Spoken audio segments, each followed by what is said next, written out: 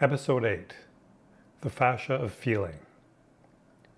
Most people think feelings live in the mind, emotions as ideas, moods, thoughts, or invisible states floating somewhere above the body.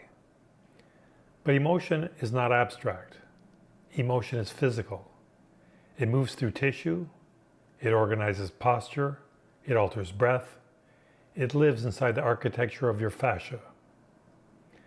Fascia is not just connective tissue.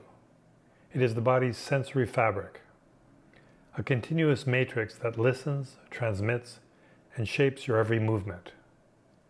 And because fascia responds to load, to breath, to rhythm, to stress, and to experience, it becomes a living record of how you've moved through the world.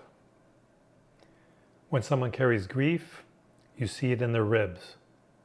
When someone carries fear, you feel it in their shoulders. When someone carries anger, you hear it in their breath. When someone carries uncertainty, you see it in how they land on the ground. These are not metaphors. They are mechanical truths.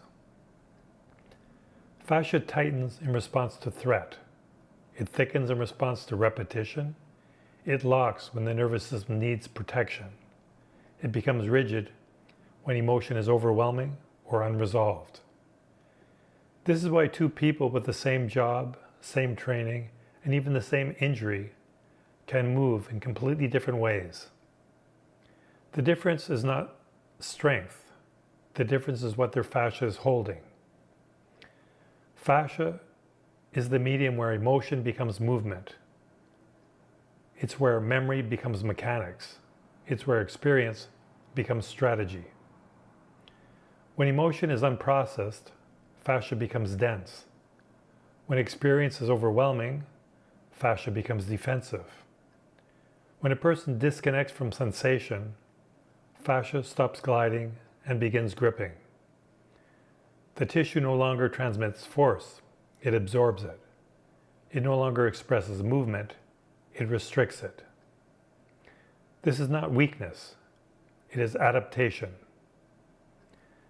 Fascia holds whatever the nervous system cannot resolve. You can stretch it, compress it, or try to force it open with effort.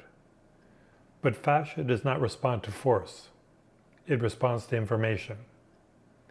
Especially information delivered through touch, pressure, breath, and slow, precise load.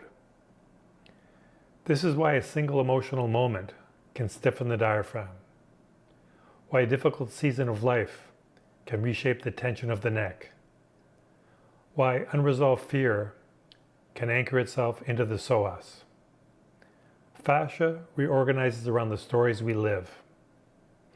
And when those stories persist, the tissue begins to predict them.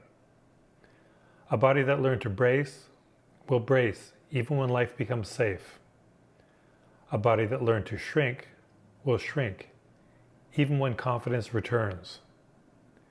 A body that learned to freeze will freeze, even when movement is required. This is not psychology, this is physiology. Adaptive bodywork works by changing the state of fascia directly, not stretching it, but reorganizing it.